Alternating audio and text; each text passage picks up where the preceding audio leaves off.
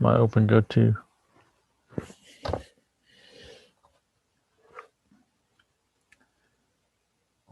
I probably ought to add an OpenGOTO community logo on my background. Yeah.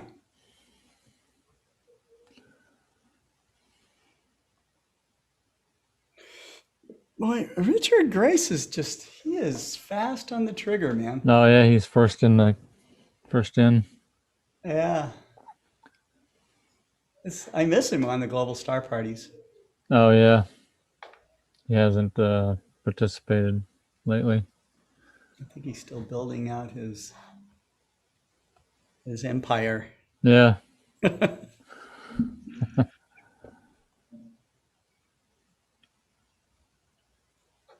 Let's see.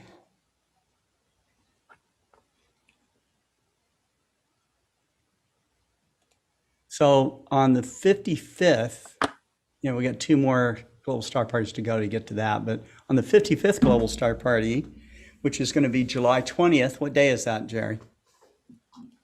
July 20th? Yeah. This month, it's 2 weeks from now.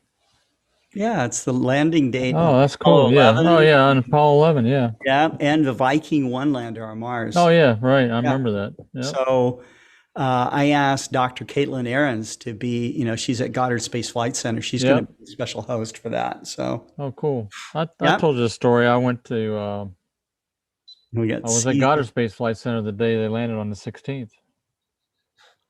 Well, I mean, on the 20th, I mean. 20th? When they landed, I was there that day at Goddard Space Flight Center. In 1969? In 1969 as a Cub Scout. Dude, how cool is that? Me and my brother were there, and we got these medallions, these coin things. Yeah.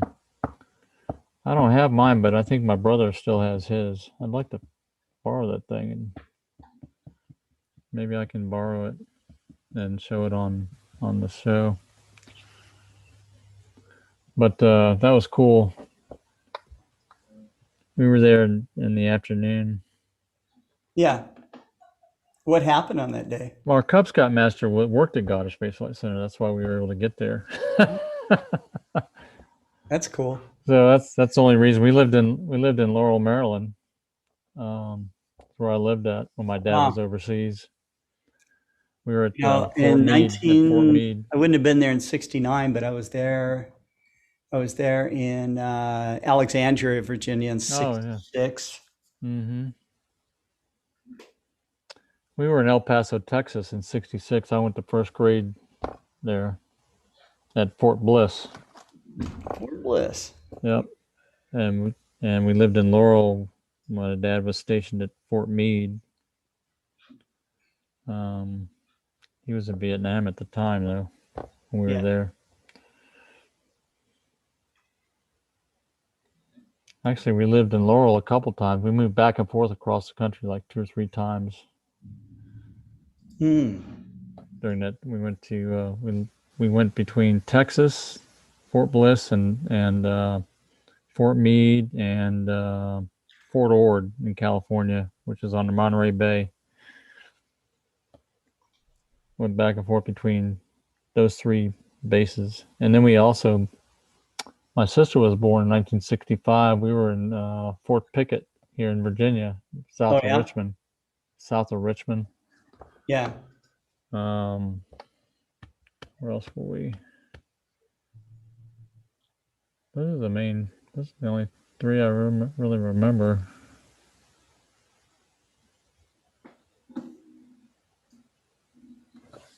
I don't know if I told you my dad worked on the missile batteries. Missile batteries.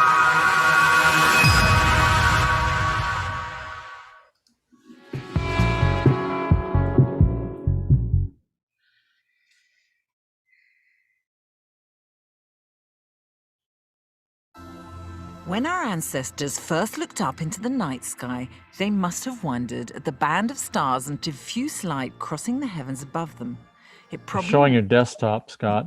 Is that what's happening? That our planet Earth is part of this constellation known as the Milky Way.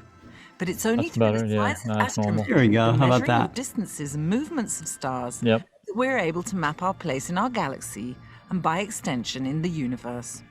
The Greek astronomer Hipparchus was the first to map the Milky Way.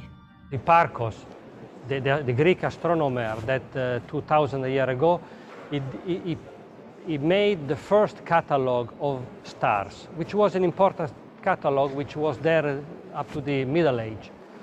And he did with the naked eyes, therefore was really impressive. He could go to magnitude 6.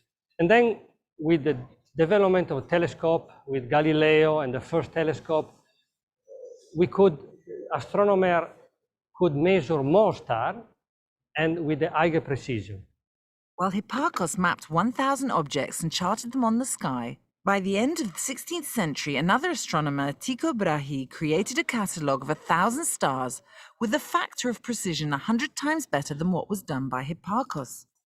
More recently, in 1967, a Frenchman called Pierre Lacroute revived astrometry with the proposal to place a telescope on a satellite above the Earth's atmosphere.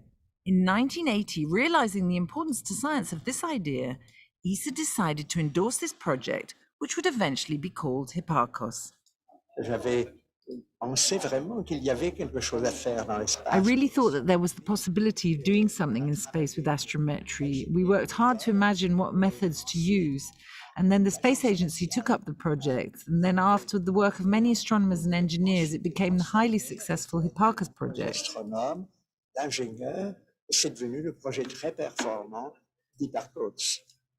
The launch of Hipparcos in 1989 marked a major step forward in astrometry, one that produced results about 10,000 times more accurate than those of Tycho Brahe 400 years before.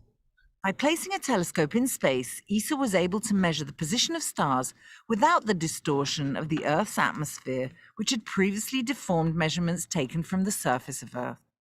4 years after its launch, Hipparcos exceeded all expectations by producing 1 million bits of information, which after being received by ground stations in Germany, Australia, and the United States, went into the biggest computation in the history of astronomy to produce the Hipparcos and Tycho catalogues. These catalogues of measurements pinpointed the position of more than 100,000 stars to high precision and more than 1 million stars to lesser precision, and as predicted, became the reference for astronomers for the last 15 years. But it's now time for ESA's new astronomy mission, Gaia, to build on the legacy. By harnessing advances in technology to build the largest CCD optical plane and the most stable casing to date, Gaia will be able to see 10,000 times as many objects as Hipparcos.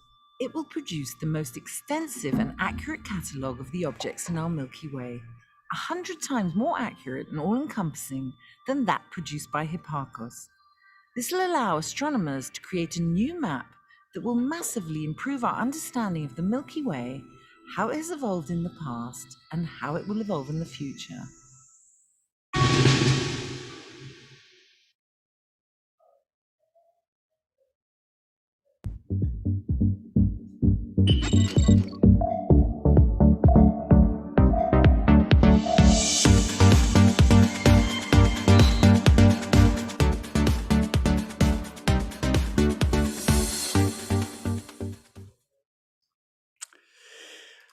Hello, everybody. This is Scott Roberts from Explore Scientific and the Explore Alliance, and I'm here with Jerry Hubbell on the 160th episode of the OpenGOTO community.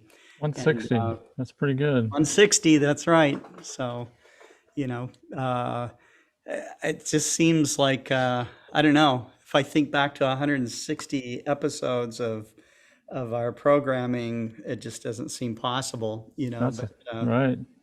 But it's been great. It's been fun. Hopefully everybody's seen a wide variety. I mean, we think we have had a pretty good wide variety of stuff on our program. I mean, we've repeated some things, but we want to cover a lot of different stuff.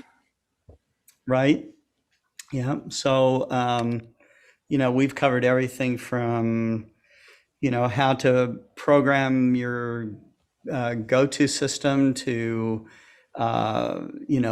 product development to troubleshooting, including the UAP UFO Oh, phenomenon. We talked about that a little bit. Yeah. I'm kind of curious. What was your take on the latest release of CIA stuff? What did Well, you? I got I downloaded the report. I actually have it up in my web browser. I don't know if I'm going to do any talk about it or anything, but the report was really kind of vague. They don't commit to anything, of course, just like the government. They don't come out and say anything substantial. Right. It generally what they Pictures of said their is arm that, around an alien or anything, right? well, no. They basically say, okay, well, we don't know what it is. Well, that makes Which it we knew that. We definitely don't know. unidentified. But it could that's be. for sure. But they also exactly. But they also present a couple of possibilities. They do present the possibility that it could be artifacts from the from the different systems that measured that the government used or the aircraft had on them. Could be anomalies or little artifacts or glitches in the data. Although there are quite a few, or I don't say quite a few, but a small number of all the things that they reported over the last 15 years that were common, they had multiple systems measuring the same phenomena at the same time. So it's hard to explain those, when you have ground-based radar and different things corroborating. Corroborating evidence, 3 or 4 sources of data. It's hard to just miss that stuff, Yeah. Although one thing, and it relies on having a diversity of systems, and that's one thing that you rely on to be able to understand that it's actually a problem and not a common mode failure that we call it in the nuclear industry. If you have like redundant systems that are the same system, but they're measuring the same thing, it could be a common mode failure or common mode glitch or something. Sure, because it's getting the same common problem, right? Right. Mm-hmm. Yeah.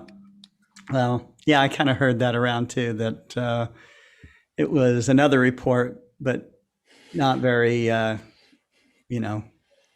it's lacking something. Yeah, it's lacking some specificity, but the nice thing is they're going to continue. They're updating their reporting requirements and soliciting reports from people so that they're not stifling, making fun of people that report these things. They really want to pursue it scientifically. Yeah, I mean, a lot of come people to the bottom. They were threatened or something. Right, right. So that's good.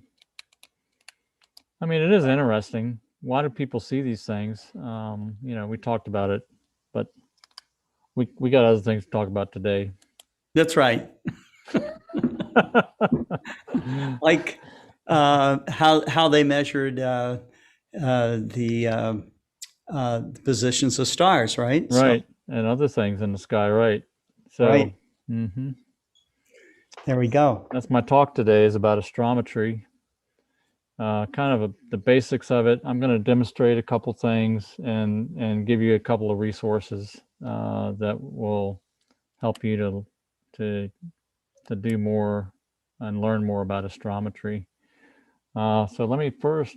Who's on the program today? I guess we'll go over that first. Let's talk about that a little bit. We Richard Grace was the first to pull the trigger. He says hello, everybody, and if you don't know Richard Grace, he's been on many global star parties. He's known as the Astro Beard, and so he shared many nights live views through his telescopes, which is very cool. We have Book Davies on, which says hello, and your dogs are saying hello. That's cool. Martin Eastburn, howdy y'all, I made it today. And Ark Boulder, hello from Bentonville. All right, very cool. You must be a rock climber, Ark Boulder. Nice to get a local guy on, that's great. Jeffrey Wise, happy Tuesday, everybody. Cameron Gillis is watching. He'll be on Global Star Party tonight with us. It's our 53rd event. Martin Eastburn, pouring down in East Texas, rather heavy. Yeah. Mike Wiesner, hi from Arizona. Might be getting a break from our active monsoon season, cloudy skies. Oh. Mike, Yeah. I got your book. I received your book a week ago, a week and a half ago, or something like that. I've read through it, quite a bit of it already. Very Really cool. really good book. Yeah. If you don't have it, you can order it from Amazon.com. Cesar Brolo's watching. He'll be on Global Star Party tonight. So thank you. Jenny Bedell Shelley, good evening. And Hi, Jenny. Jenny's been helping us recently. Me and Wes work on a couple things. yeah. Oh, that's cool. Very cool. So she's testing things. Yeah, or she's doing programming or there's an intermittent problem that we're having with dropouts on communications with the serial link, and she's Okay. helping us troubleshoot that a little bit with the Okay. latest firmware and driver. And driver. Okay. Kareem Jaffer, another Global Star Party regular. He says, hello, Jerry. Hi, Scott. Thunderstorm warning here in Montreal. Book Davies is watching.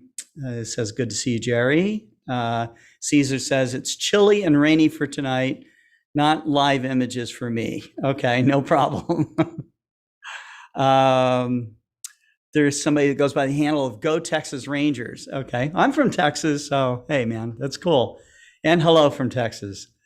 Let's see. Cameron Gillis, he says, hi, Jerry, great to see you back in action. Thanks. That's right. Beatrice Hines is watching. Hello, everybody. Tarek Abdullah, hi, all. I don't know if I should watch this now or the Euro 2020-2021 semifinal. Watch them both. That's what I say. Caesar says, hi, Jerry. I'm going to try the new PMC 8 firmware next week. Very cool. Oh, good. Yeah, Martin Eastburn. Interesting. I was in El Paso in 1966, coming home. Oh, you heard us talking before the show. Yeah, that's right. Harold Locke says, hope all is well. Grateful Tuesday. Yes. And Book says he was born in Baltimore in 66. So let's see. How far away is Alexandria from Baltimore? Not too far, right? About 60 miles. Yeah, I was in first grade at that time. Go Texas Ranger says, got my first Explore Scientific refractor last week. The 102 is a quality telescope. Thank you very much. Andrew Corkill's on. Says, hey, guys. Beatrice says, trust me, this show is much better than football. Let's see. Cameron Gillis says, congratulations, Scott and Jerry. I'm not sure what we're to be graduated for, but I guess we're 160 now. 160 episodes old. Yes. Yeah. Chuck Staw, you remember Chuck's? He's yeah. been on many Global Star Parties. Haven't seen him in a while, but yeah. You got Clear Skies, Chuck's. You should join in the after party. That'd be cool. Let's see. And Harold Locke, at least they presented that some. He's talking about the UAP. At least they presented that some are not crazy, right? I don't know if any of them are crazy at this point. So, maybe a few, but definitely these reports and stuff on UAPs and UFOs and stuff like is definitely lending some weight to the whole phenomena. So maybe we'll get down to the bottom of it. Jim Norwood, I'm not really here. It's just a digital representation of me. All right, cool, man. Mr. Virtual.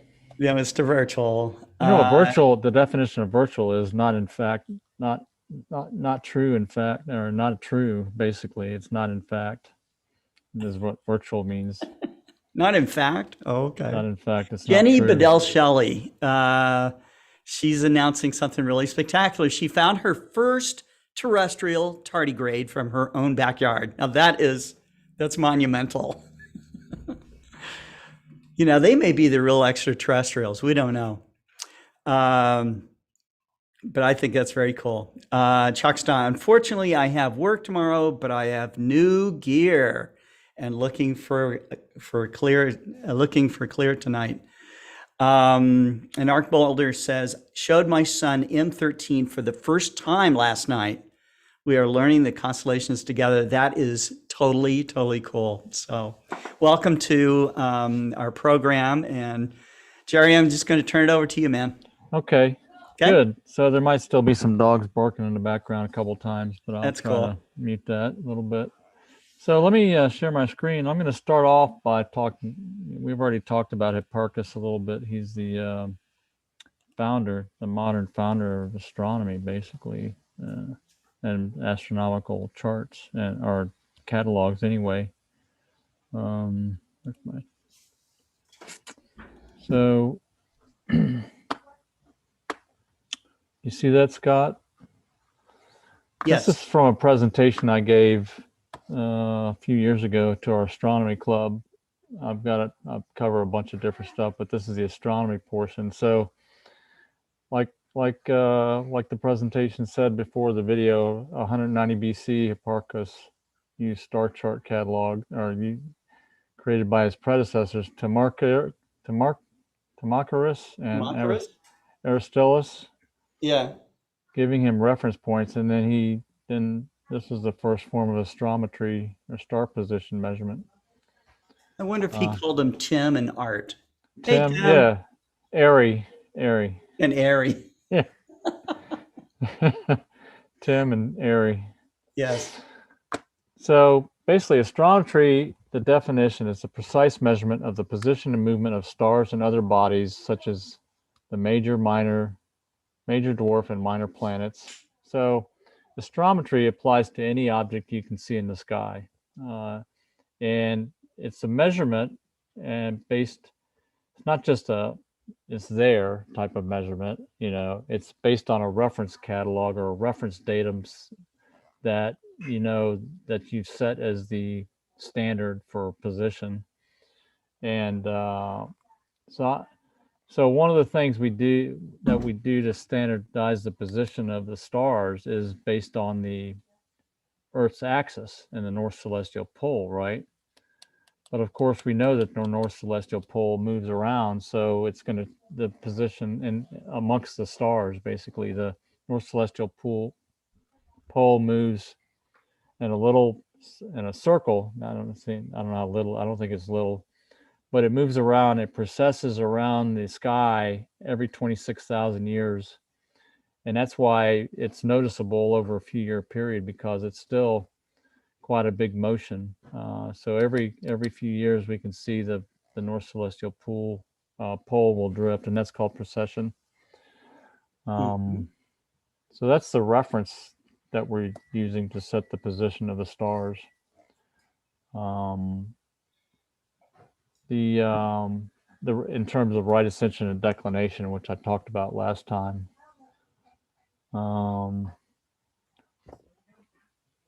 And we talked about the celestial coordinate system last time, right ascension, declination. It's a projection of the Earth's longitude and latitude out into space. Let's see. So since all celestial bodies move, they're all moving in their own way. In order to coordinate the actual position, we have a reference time that's called the epoch. So, for example, the star charts that we have today are epoch 2000, the year 2000. And since the precession is noticeable and the right ascension and declination coordinates change because of precession, we have to update the epoch the standard is to update it every 25 years. So, or actually every 50 years, I guess. So the last epoch, when Scott and I were younger, we used charts that were referenced to 1950. And then once you get past 1975 or halfway to the next epoch, like 1980, that's when we started seeing new charts like the ones from Wiltarian, Uranometria, and the Sky Atlas 2000 that referenced epoch 2000. So I expect in about 10 years, we may start seeing charts being developed for epoch 2050 is what they'll be. Mm-hmm. Or that'll be the reference time for the stars. And the movement, for stars, the movement is called proper motion. And that's why we have to plot new star positions also, because of the proper motion of the star, not just because of the precession of the Earth's axis. So I just talked about this slide. I'm ahead of myself a little bit. All right, so there are different coordinates for the same object depending on the use. If you need to point a telescope at a star tonight, you need to calculate the coordinates for tonight, okay? And so we have to take the coordinates that are the reference coordinates for J2000, and then we have to process the coordinates to today's date, basically.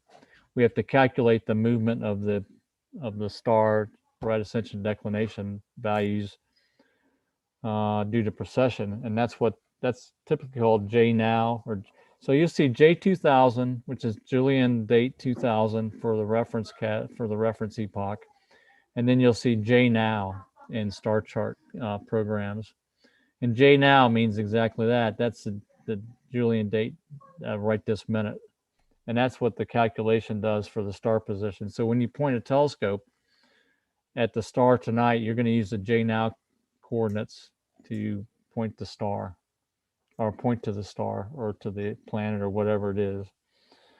So astrometry, the way precision measurements of the stars were done, were done with instruments called transit telescopes, which basically only moved in one axis. They were positioned so that they were right on the meridian. So the right ascension, if you're not aware, the right ascension value for a star is depending on when it crosses the meridian, basically. So that's why the transit telescopes were set up to point to the meridian, because that kept accurate clock time. God, look at those mounts. Yeah. That is, Yep. just to hold it pointing straight up. That's all it does. Right. Exactly. It just points in all declinations Yeah. right on the meridian. Goodness. So it's a very precise measurement. This was before we had satellites like Hipparcos satellite. Sure. Gaia today. And you can see this one here is pretty old, back in the It's a beautiful instrument. early 1900s. Yeah. Probably, or maybe late Beautiful. 1800s. This is the measuring engine that I got to visit when I was in college, that they used. Now, see, this gets into how do you measure star positions when you have a reference chart or a reference measurement, and it was done using a thing called a measuring engine at the observatory, and this is the one at the UVA, University of Virginia's Leander McCormick Observatory, that I got to see how it worked and everything. But it's basically so you basically put a glass plate with the image, okay, with the star field on it in this bed, and then you would position an XY stage with a microscope on it, and then you would finally center it, and then you would take the coordinate readings off of these settings. These are basically like setting circles on the X and Y axis. So you would record the measurement for that object, and then you would figure out what the reference point. You'd have a reference star, or I guess you would use a star on the plate to reference the right ascension declination. Then you would do an offset measurement from that, and that's basically what you do. And I can demonstrate that. I'll demonstrate that here in a second with the star chart. So let me stop this. So what you would do with the measuring engine, if I can pull this off. Let's see. I want to share. I've got to go back to that.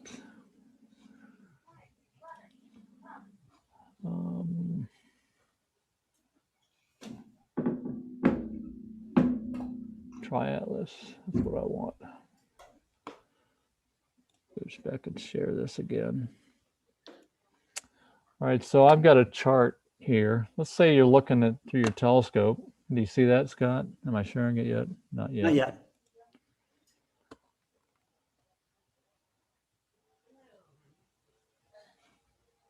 Is it there?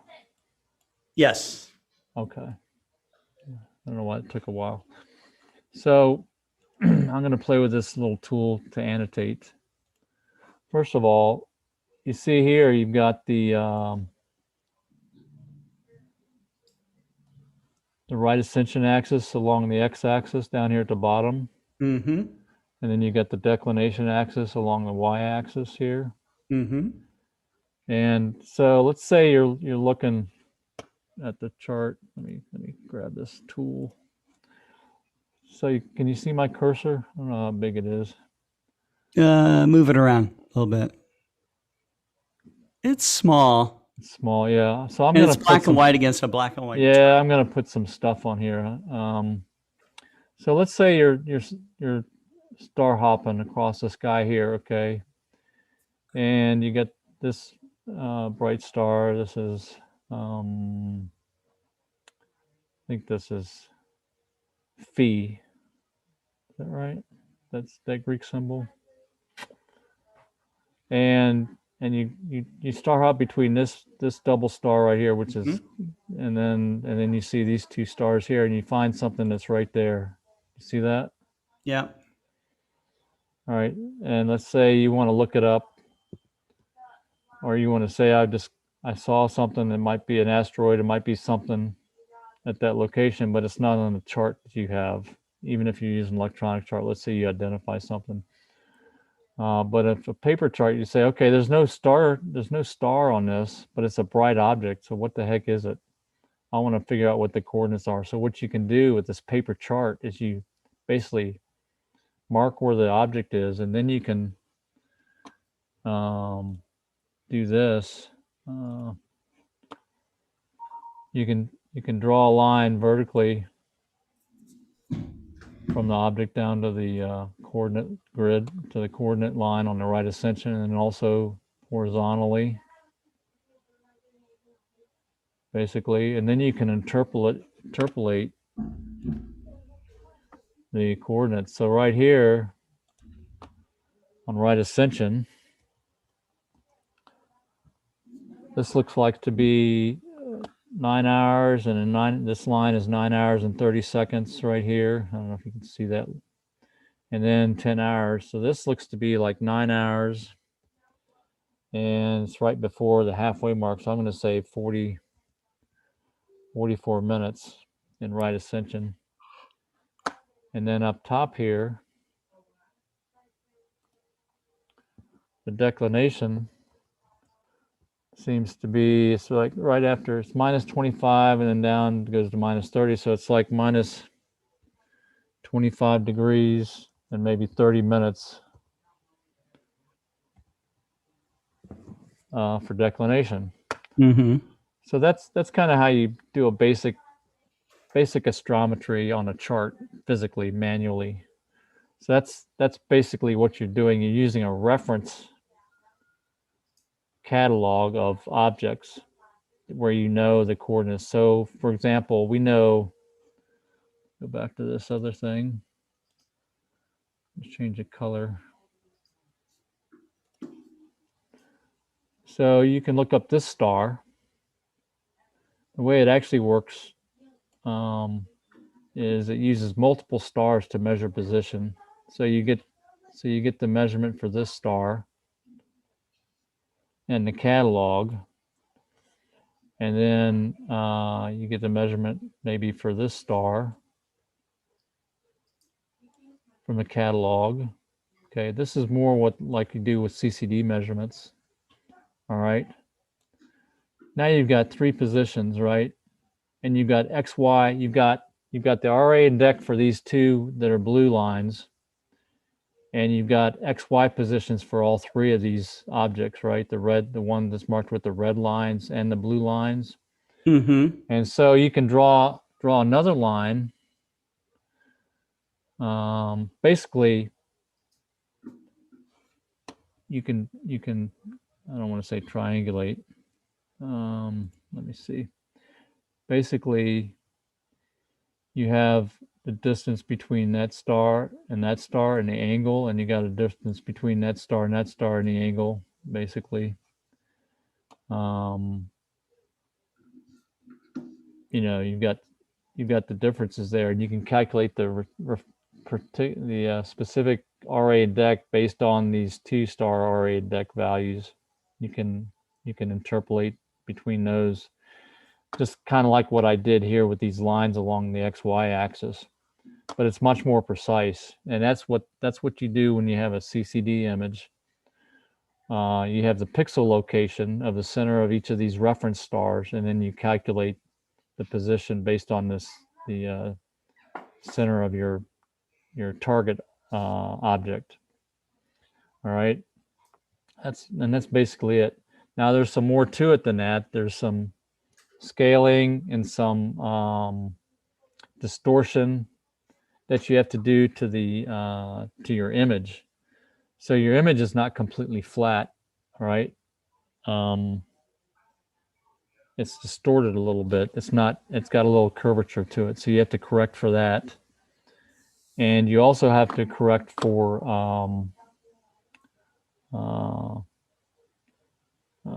any other types of distortions that you might have with the chart, with the image, I mean. The other thing is you've got to, and What are, Jerry, what are the challenges that they had as far as correcting distortions when they're making these measurements? I mean, it's so one of the things, kind of yeah. spot So the star and right. So on a if you're not familiar, I could bring up CCD Inspector and show you exactly what it is. Here, yeah. if I can, let me see if I can bring that up here. I mean, I'm So sure. I've got a program that'll measure. Let me stop my share. I've got a program that will measure. It'll run here. Maybe I didn't get it started here. Oh, there it is. File. Let's see.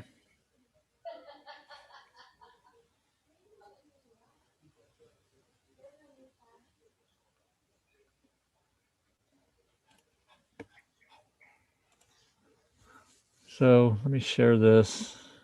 Actually, I'm going to wait. I'm going to measure that. I've got a program called Ccd Inspector, which lets you load an image in it, and it will show you. It will show you. Oh, that didn't work. I gotta to bear with me for a second. I gotta get another image. That one didn't seem to want to solve. See how frustrating this was to Hipparchus, who couldn't Yeah, get right. her to boot up in time. All right, so let me see, measure that.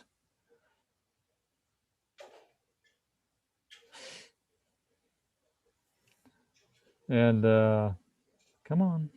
Okay, there we go. Now I can view 3D plot. All right. All right, so this is just an example of what an image looks like when you measure it.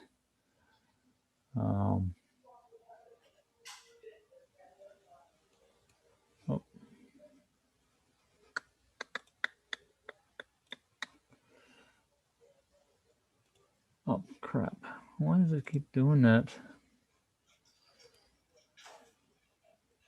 I apologize, Rella.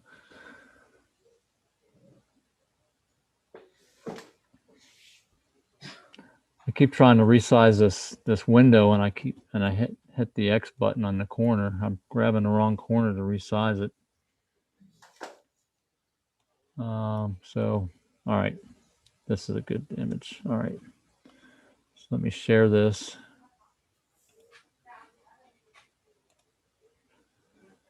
All right. So can you see that? Not yet. Here we go. So this is what an image, that's what the curvature of an image looks like. All right. So you can Okay. imagine when you project that onto a flat surface, right? The star positions are going to be off. They're going to be Yeah, not if you quite push right. that little hill down, it's going to Right. push stars out all over the place. So Right. So this is the curvature that we're correcting, and what they do is they take they do I think six different orders of freedom to measure, to correct for this distortion, or six factors, and it's a least squares fit, and so they have to choose at least 8 stars, 6 or 8 stars, to do across this image, and then they measure the position and compare it in the XY coordinates compared to the actual right ascension and declination in the catalog. And so they scale, so the image is scaled so many pixels per arc minute, right? Or arc seconds per pixel is what it is. So typically images are around 1 arc second per pixel. So now you can calculate what the XY position should be based on the catalog, and you overlay that, okay, onto the image. And let me show you what that looks like. there's a question here. Somebody wants to know if CCD Inspector works on CMOS images. It works on any image, basically. Even JPEGs, and typically fits images is what you want to have. So let me go back to my presentation, and I think I've got a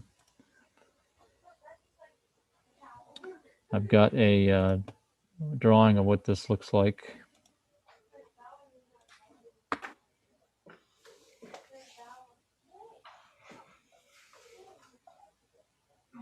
Oh, I thought I did.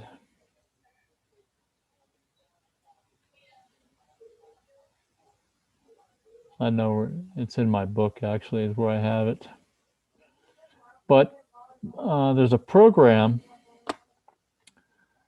that I use that thought I had it in here. One's called MaximDL, has a thing called Pinpoint that you can use. Another program I use is called Astrometrica, Okay. which I shared a link with you previously on that you can share. But I want to bring up the actual place you can go to get images solved online. It's freely available to amateurs, and it's called astrometry.net. Let me stop my share. I see it. Oh, Astrometrica.at, is that what it is, or astronomy.net? So I'm going to show astrometry.net on the web browser, but the other program's called astrometrica.at. You can share that link also. Yeah, okay, here we go. It's shared, and let's share that one. So here's, zoom up on that a little bit. Actually, does that look good? Yeah. So if you want to play around with astrometry, you can go to this website, and it will do the plate solves. And let me, what time is it? We got some time. Let me upload an image, and we'll see how long it takes to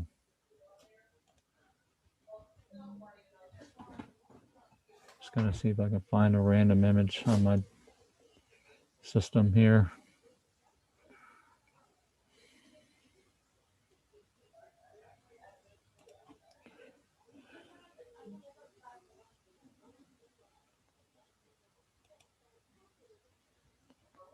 I don't know if you can see anything that's going on right now. Oh, it's not where I want. I think I got so much stuff running on my machine, it's acting a little slow. You think? I got 100 damn programs running. Mm-hmm. All right, MSRO. So I'm going to grab an image from the Mark Slade Remote Observatory. Okay. Let's see.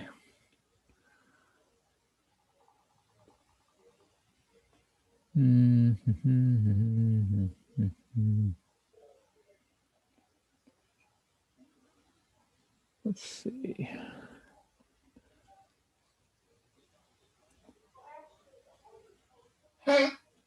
Let's try this. That's my dog. She's coughing. What's the matter? Calibrated frames. Oh. Come here. I don't know why she's coughing so much. All right, so I've got some pictures of M67 that I did for photometry measurements, but we'll talk about that next time. Okay. What the heck? Okay, just all right. Now I can upload it. Oh, I don't know what popped that up again.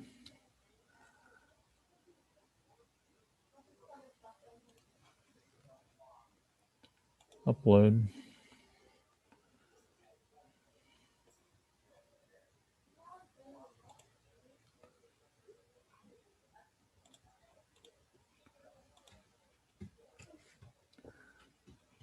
Oh, what the heck did it do?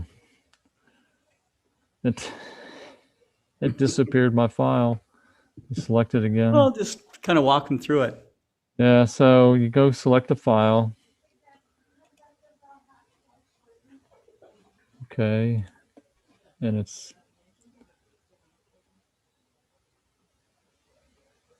there it is, M67. You upload it. And that takes, there it goes. So now it's uploaded it. And now what you have to do is you have to wait for this to update and tell you that it's trying to solve.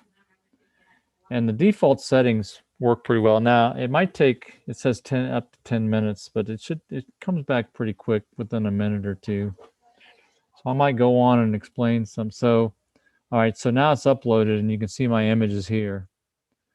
And now it's waiting for processing to start, but then you can go to the results page. All right, and then here's my image. And what it'll do, it'll sit there and you can see that the status right here says processing. Okay, so it's got to sit there and crunch on the image for a little bit.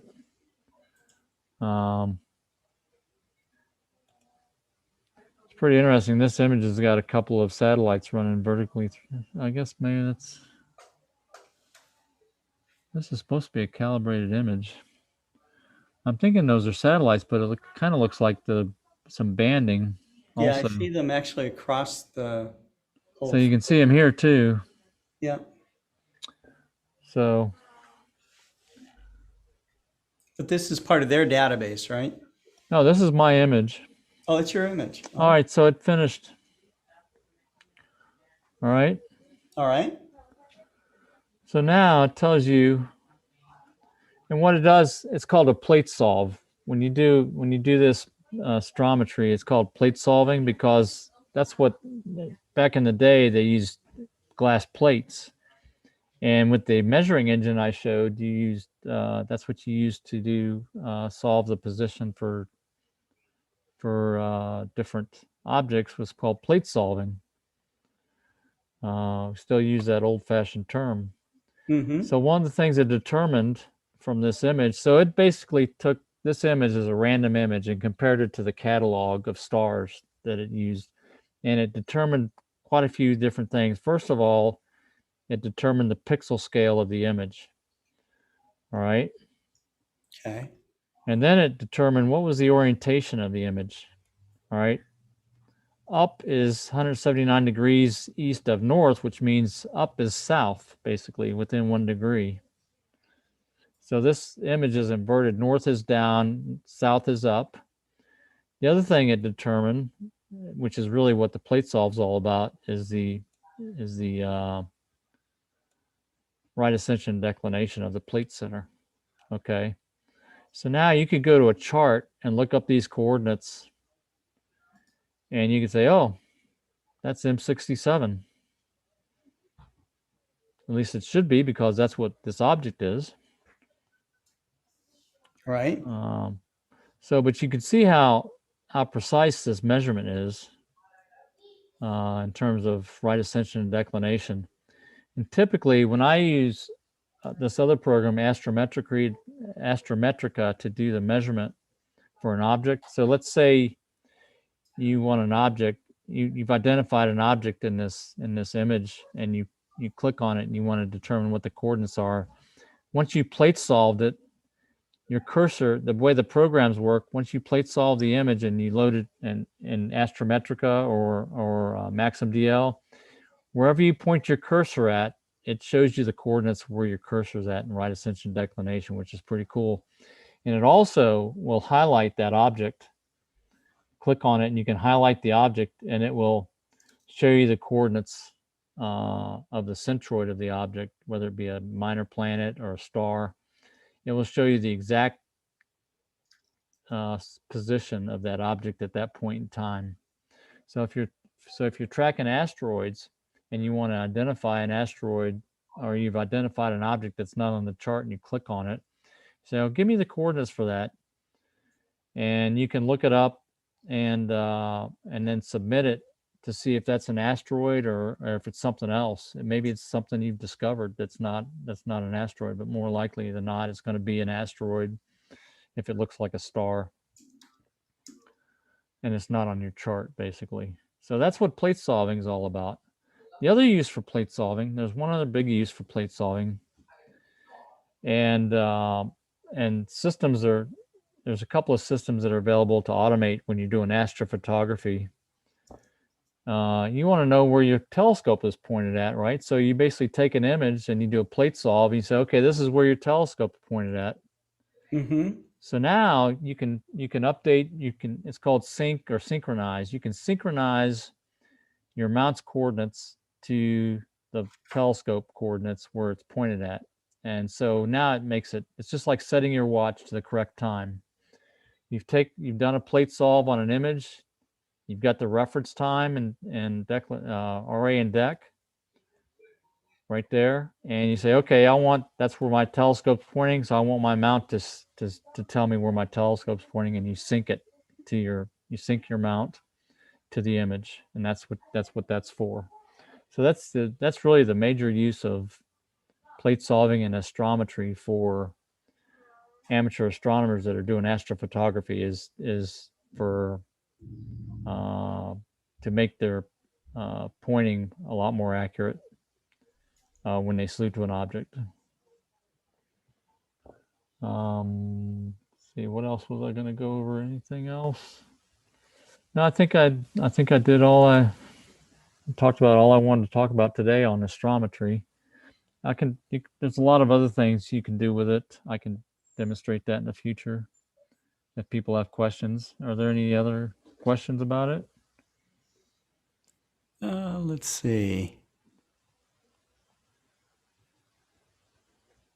Book Davies wanted to know if cylinder distortion was part of the distortion itself, or one of the, distortion factors. Yeah.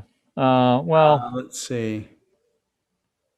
It depends. It depends on, basically barrel distortion, I think, is what you're talking about for video displays. Barrel, yeah, or pin cushion. Pin cushion is another one. That's kind of a way to look at it. It's kind of similar to that, except in telescopes, you've got field curvature. And that's why we have field flattener focal reducers to be able to correct for that field curvature.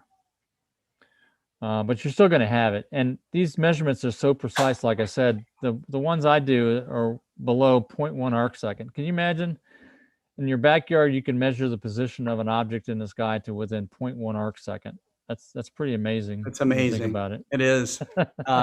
So what kind of effort would it have been for someone like Hipparchus to measure? He measured like over 800 stars, right? I mean, yeah. So think about what he would. So think about the transit telescopes we looked at earlier. They're just on the meridian. So first of all, he would have had a way to determine the meridian. And he had no telescope. I mean, he just had. He had no test, so he had a sighting rod that he would look up with some, like a rifle that you're looking up with sights on both ends, right? So you basically got it lined up so that it tilts vertically and it's lined up with due south. Now I'm not sure if he probably did work out all this math back then. He created spherical geometry or trigonometry, so I'm sure he knew all this stuff. So he determined the north-south line, and he lined his rod up to that, and then he had a way to measure the angle of the rod. So the only other thing is he had a reference time. He had to set a reference time to turn it into a right ascension coordinate. So that was the only other thing he had to do. He had to have some way to do time measurement, which again would be based on the sun, probably, I would imagine. So however close he could measure the position of the sun would probably be the precision of the measurement for the star later on. And he'd have to do some kind of a timekeeping device. I don't know what it would be. Unless he just said, okay, when this star crosses the meridian, it's 12 o'clock. That's what I'm going to, on this date. Maybe, something like that. So that's his reference. That's his datum.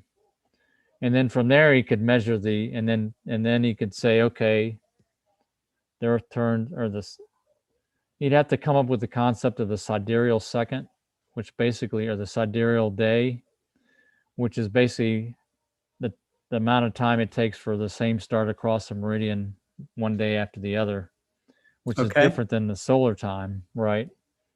It's 4 minutes. It's 4 minutes shorter than the solar time or sun time. When the sun crosses the meridian, is 4 minutes longer than what the stars cross the meridian. So you'd have to have a concept of that, and maybe and then once you got that, you just write down the numbers when the bright stars come across the meridian. And of course, he could anticipate when stars he could see them with his eye. He said, okay, I know where the meridian is. The star's coming up. Great eyesight. Yeah, right. Well, he's got that rod to help, maybe he's got a little circle to, well, of course, you got to think about trying to place that rod lined up with the star. It's like looking through the Ixos 100 tunnel to line it up with Polaris. Right. That's right. That's basically the same thing. Yeah. So did he have a tube or was it a solid rod? It might have been, I don't know. It could have been a tube. Yeah. I don't know. But that's kind of the way, knowing what I know, it's a lot different than what he knew. That's the way I would approach it today, to replicate his work, I guess you could say. Right. Yeah, it would be interesting to try to go through the whole exercise that those guys did. Yeah. So, well, okay, that's very interesting. And so your next presentation next Tuesday will be on photometry, right? Yeah, exactly. Introduction to photometry. Okay. And Hipparchus also had a hand in that as well. Yeah, I think so. I think he had to estimate the position or measure the position to a certain level, but he also had to in the catalog he identified the magnitude of the star. I see. And it's amazing when you think of guys like that, how much they had to develop on their own, and they had to invent the math, they had to develop the observing techniques, all of that stuff. So he created the first magnitude system, also as a preview to next week's. He created the first magnitude system, which ranked the stars into 6 magnitude classes, basically. That is wild. That is wild. And we determined later that that spanned brightness ratio of 1 to 100 to 1 ratio. So that's why we have the logarithmic measurement system that we have today, based on your eye's response to the light. It's just simply amazing to me. Yeah, and the Chinese were also doing this. They have Beijing. They have the ancient observatory there, and they have these I don't know if they were called sextants or what they were called, but definitely these long instruments that you could line up on the stars and then calculate the position of them and stuff. And I think it's astrometry dominated the field of astronomy for quite a while. I mean, from the time that you get out of astrology, okay, and now we're starting to measure positions of you're doing measurements, right? You've got instruments that you actually take objective measurement data, plus you have the henges and all the rest of it that are trying to determine the seasons, to build the calendars, this huge quest to try to figure out where are we in all of this. Okay. See, that was the whole source for astronomy. And that was the purpose. That was a big thing because of agriculture and seasons and, growing seasons and all that drove, we need an external reference for time, and we had it, in the universe and in our solar system. Right. Yeah, I just find it phenomenal that people independently were able to put it together. Cultures independently were able to put it together around the world, and I suppose that it had the cultures that didn't do it disappeared off the face of the planet, so we had to understand our position amongst the stars. We had to know when the seasons were going to change. We had to understand, we had to work out all this stuff, including that the Earth was round and all, the whole nature of it, Well, the interesting thing, when it went from astrology, where people tried to predict things based on the myth of stuff, their made up stuff, and then they moved into astronomy, where they actually did measurements. And again, they were able to predict things, but it was true prediction. It wasn't this made up stuff, right? That astrology is. Oh yeah, like an eclipse. When is the eclipse going to happen? Right. When is the eclipse? When is the the moon going to be full again? When is basic stuff? Right. When is it going to get colder? When does the season start for the winter? Right. So all those predictions that was a guiding thing for predicting the future. That was a fundamental thing that people had the desire to do, was to predict the future, and they knew they could get rich by predicting the future. Yeah, or you could die by not knowing the future. Yeah, right. So, yeah, get rich or die. That's right. Or get rich or die trying. I think there was a movie. Anyways, yeah. Well, interesting topic today, Jerry. So, it's good for amateur astronomers to kind of be able to reach back and understand the fundamentals of how all this stuff works, and to get a basis of what we're doing as amateurs, as far as whether you're star hopping, you're using a GOTO system, or using manual setting circles to find your way around the sky. You can attribute all of this stuff back to the earliest astronomers, and we carry on that tradition today. So, and the adventure's not over. I mean, we largely have gotten to the point where we have very accurate positional data from the sky surveys that we've done. It's available to everybody as an amateur. Right. I use the U.S. Naval Observatory database, which is a really huge database of stars. It's professional level measurements, type thing that you can do in your backyard. A few centuries ago, to have access to the best information available, that was something the common person did not have access to. Just no way, So you would have had to be in academia. You would have had to, be at a high level in the scientific community, to get access to it. And the same thing goes, from not only positions of stars in the sky, but brightnesses of stars, which helped us some stepping stones to distance measurements, and then, and then spectrographic work, Yeah, splitting the colors of spectroscopy is light really and yeah. looking at the shifting, with Dopplers, looking at the way the Doppler would, and to understand that the redshift of galaxies prove that they're expanding from us, and the more they're redshifted, the faster they're moving away.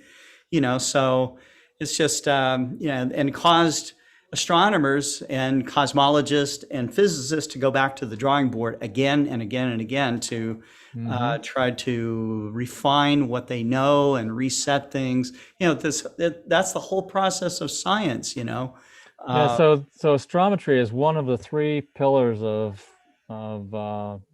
modern astronomical sciences. It's astrometry, photometry, and spectroscopy. Those are the three things that are the basis for astrophysics, basically, and understanding the universe.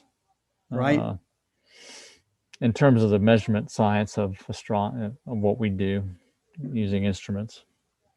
That's the other thing about astronomy. It's really the only science that the layperson has access to the same objects that the professionals do. Yes. In the sky.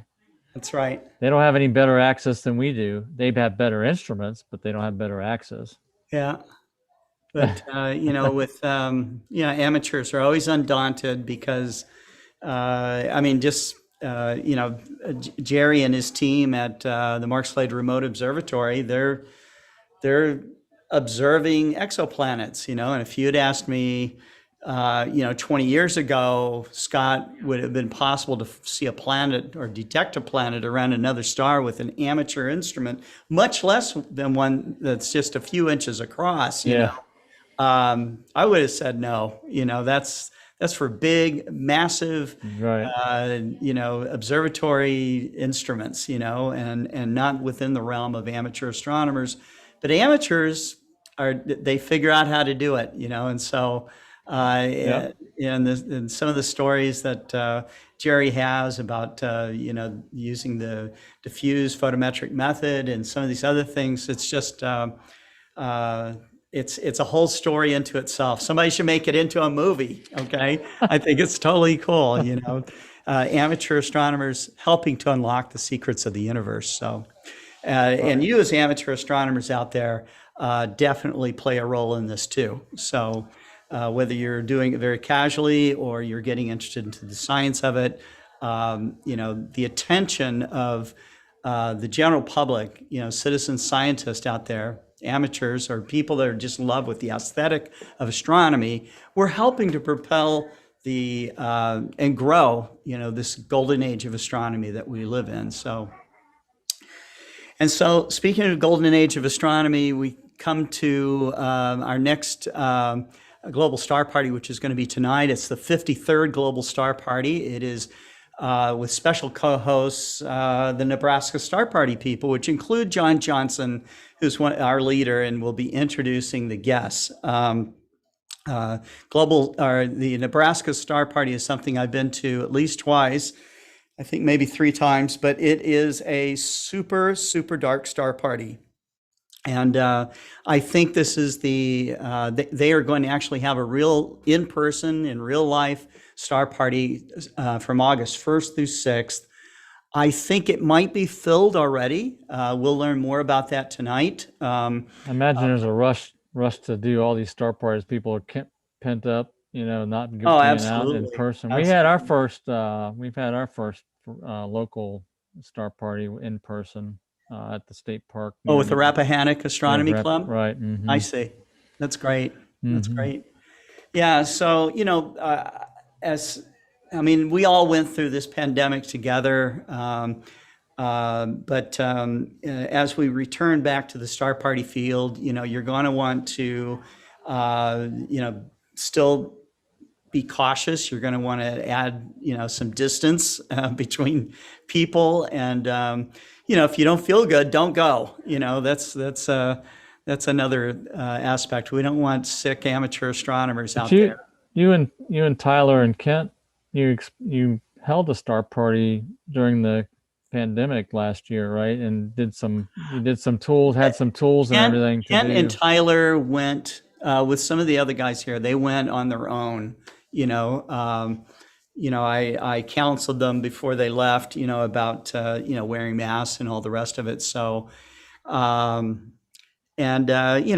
course they went and no one got sick, but that doesn't mean that something couldn't have happened too. No, but it's really basically was- the same kind of caution that you go when you go to the grocery store, basically, when you're interacting with people. Right. It's no different than that. I mean, it's possible to do it with as long as you're prepared, but thank goodness we don't have to do that anymore. Yeah.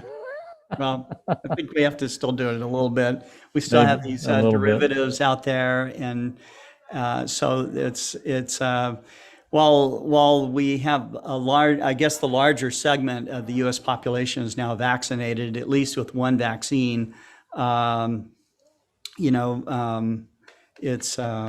It's something that we want you all to take care of yourselves. We want to see you all at the star parties going forward. So next year, there will be some stuff that happens this year, but next year, I think you're going to see a regular cycle of events like the Northeast Astronomy Forum, the Winter Star Party, other events like Stellafane and the Cherry Creek Star Party, and all of these that are held, Golden State. There's dozens of great star parties that happen, where they're kind of like national star parties, both here in Canada. Anyways, you want to be there for them and you want to have a great time because these experiences are unforgettable. So until that time, until we've got maybe a little less than 3 hours from now, we will be back on the social media channel you're watching this on right now with the Global Star Party. So stay tuned. And until that time, you will be looking up, but take a break and eat, and we'll see you tonight.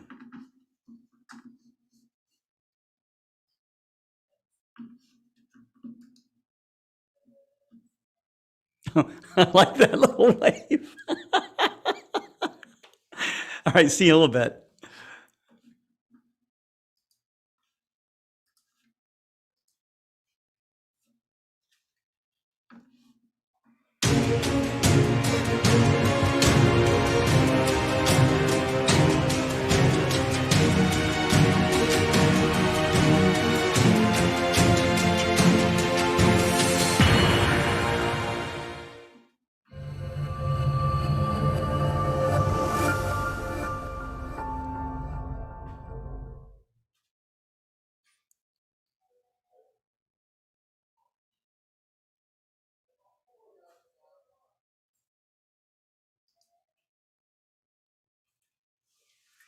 Here's the Explore Scientific Ixos 100 Equatorial Tracker mount.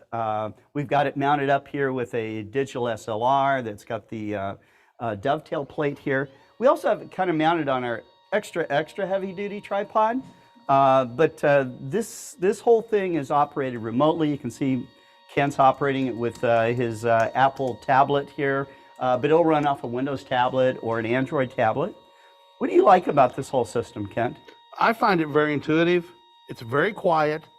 Like any GOTO system, there are things to learn. Sure. But once you learn those things, it makes it really easy to find stuff in the sky. Sure. Now, this is running our Explore Stars app. If you're going to do astrophotography, you need to be running it with a planetarium program hardwired to a computer. That's right. So this runs wireless, wired, okay? It's super versatile. It not only has GOTO capabilities, but you can also add a guide scope with an auto guider Ccd type of camera onto it. So, and the thing that you're going to really love about this is the price of this instrument, which will fit neatly into your budget, I'm sure. So check it out, look online, check out the specs, give us a call if you have any questions.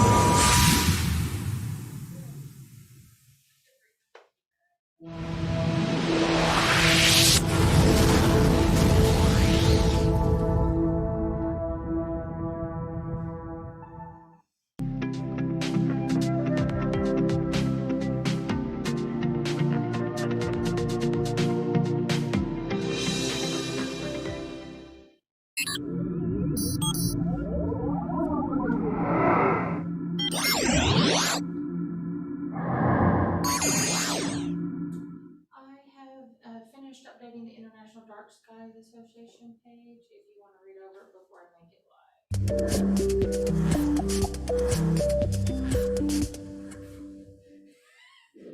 Other people read it.